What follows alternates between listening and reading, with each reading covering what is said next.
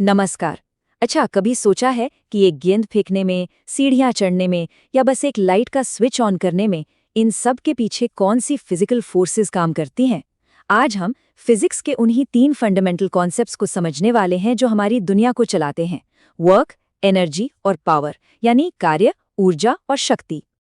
तो एक बड़े ही मजेदार सवाल से शुरुआत करते हैं। मान लीजिए कोई घंटों पढ़ाई कर रहा है या फिर अपनी पूरी ताकत लगाकर एक दीवार को धक्का दे रहा है, तो क्या वो असल में कोई काम कर रहा है? अब आम बोलचाल में तो हम कहेंगे हाँ बिल्कुल, लेकिन फिजिक्स की दुनिया में इसका जवाब थोड़ा अलग है और शायद आपको चौंका भी दे। और देखिए, यहीं पर रोजमर्रा की भाषा और फिजिक्स के काम में सबसे बड़ा फर्क सामने आता है। हमारे लिए तो कोई भी मानसिक मेहनत, कोई भी कोशिश काम है, पर फिजिक्स के नियमों के हिसाब से अगर कोई चीज अपनी जगह से हिली ही नहीं, तो मतलब कोई काम हुआ ही नहीं, जीरो वर्क। तो चलिए सबसे पहले कार्य यानी वर्क की साइंटिफिक डेफिनेशन को ही थोड़ा गहराई से समझते हैं और देखते हैं कि फिजिक्स की नज़र में इसका असली मतलब है क्या। देखिए, फिजिक्स में कार्य या वर्क तभी हुआ माना जाता है जब दो शर्तें पूरी हो। पहली, किसी ऑब्जेक्ट पर फोर्स यानी बल लगाया जाए, मतलब कोई धक्का या खिंचाव। और दूसरी, उस फोर्स की वजह से उस ऑब्जेक्ट में डिस्प्लेसमेंट हो, यानी वो अपनी जगह से हिले। तो चलिए अब अपने पहले वाले सवाल पर वापस आते हैं। जब कोई दीवार को धकेलता है, तो जाहिर है वो बल तो लगा रहा है, लेकिन क्या दीवार अपनी जगह से हिलती है? नहीं, मतलब डिस्प्लेसमेंट शून्य है और इसीलिए फिजिक्स के हिसाब से यहाँ किया गया कार्य भी जीरो है, भले ही कितनी भी ताकत या मेहनत क्यों न लगी हो।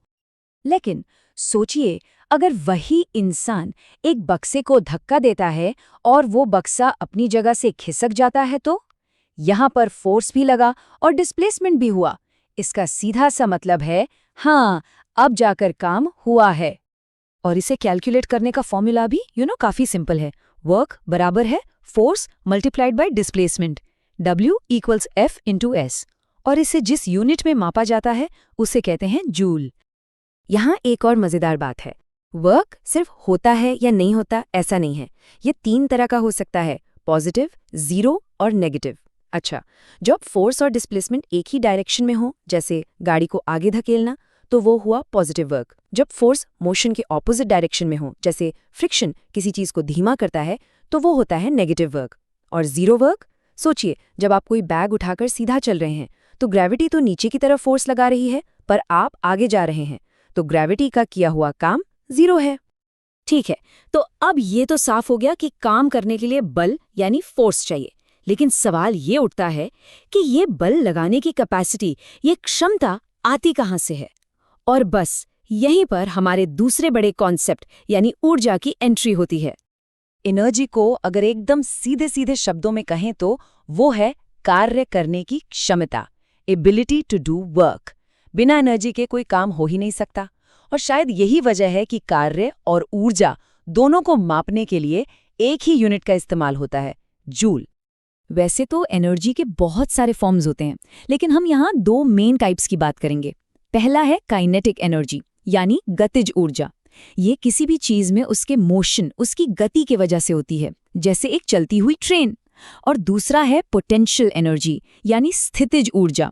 ये स्टोर्ड एनर्जी होती है जो किसी चीज की पोजीशन या शेप की वजह से होती है, जैसे एक खींचे हुए धनुष में जो एनर्जी होती है। और यहीं पर वर्क और एनर्जी का जो गहरा रिश्ता है वो सामने आता है। वर्क एनर्जी प्रिंसिपल कहता है कि जब भी किसी ऑब्जेक्ट पर काम किया जाता है, तो असल में उसकी काइनेटिक एनर्जी में बदलाव होता है।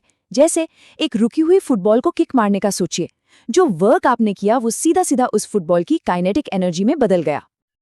तो ठीक है, अब हम कार्य और ऊर्जा दोनों को समझ चुके हैं, लेकिन कहानी यहीं पर खत्म नहीं होती। एक और बहुत जरूरी सवाल है, कोई काम कितनी तेजी से किया जाता है? और बस यहीं पर हमारी तीसरी और आखिरी अवधारणा शक्ति या पावर पिक्चर में आती है। पावर का मतलब सिर्फ ये नहीं है कि कितना काम हुआ, बल्कि ये है कि वो काम कितनी तेजी से हुआ। सीधे शब्दों में कहे तो ये कार्य करने की दर है, the rate at which work is done. और इसका फॉर्मूला भी एकदम सीधा है, power equals work divided by time. P is equal to W by T. इसकी जो स्टैंडर्ड यूनिट है वो है वॉट, जिसका मतलब होता है 1 जूल प्रति सेकंड। चलिए इसे एक बहुत ही सिंपल से उदाहरण से समझते हैं। सोचिए 2 लोग हैं, A और B, और दोनों को सीढ़ियां चढ़कर एक ही मंजिल तक जाना है। A को लगते हैं 20 सेकंड और B ये काम सिर्फ 10 सेकंड में कर लेता है। अब इस केस में दोनों ने काम तो बिल्कुल बराबर किया, राइट? क्योंकि दोनों एक ही मंजिल तक चढ़े। लेकिन बी ने वही काम आधे समय में कर दिखाया। इसका मतलब क्या हुआ? बी की पावर ए से 2 गुनी थी। तो ये साफ है कि पावर का सीधा रिश्ता काम करने की रफ्तार से है। और आखिर में चलिए एक ऐसे फंडामेंटल लॉ की बात करते हैं जो कार्य और ऊर्जा, इन सभी कॉन्सेप्ट्स को एक धागे में पिरो देता है। ये प्रकृति का एक ऐसा नियम है जो कभी नहीं टूटता। इसे कहते हैं ऊर्जा संरक्षण का नियम, the law of conservation of energy. और ये नियम बहुत सिंपल सी बात कहता है, एनर्जी को न तो बनाया जा सकता है और न ही उसे खत्म किया जा सकता है। इसे सिर्फ एक रूप से दूसरे रूप में बदला जा सकता है, बस। और ये हमें हर पल अपने चारों तरफ देखने को मिलता है। जब एक गेंद ऊपर से नीचे गिरती है तो उसकी पोटेंशियल एनर्जी काइनेटिक एनर्जी में बदल जाती है। एक लाइट बल्ब इलेक्ट्रिकल एनर्जी को लाइट और हीट एनर्जी में बदल देता है। एक पंखा इलेक्ट्रिकल एनर्जी को मैकेनिकल एनर्जी में। मतलब ऊर्जा कभी खत्म नहीं होती, वो बस अपना रूप बदलती रहती है। तो इस पूरी चर्चा को इस एक विचार के साथ खत्म करते हैं। अपने आसपास जरा देखिए, जिस स्क्रीन पर आप ये देख रहे हैं या कमरे में जो लाइट जल रही है, क्या इनमें एनर्जी को अपना रूप बदलते हुए देखा जा सकता है? असल में फिजिक्स हर पल हर जगह हमारे चारों ओर मौजूद है, अपना काम करती हुई।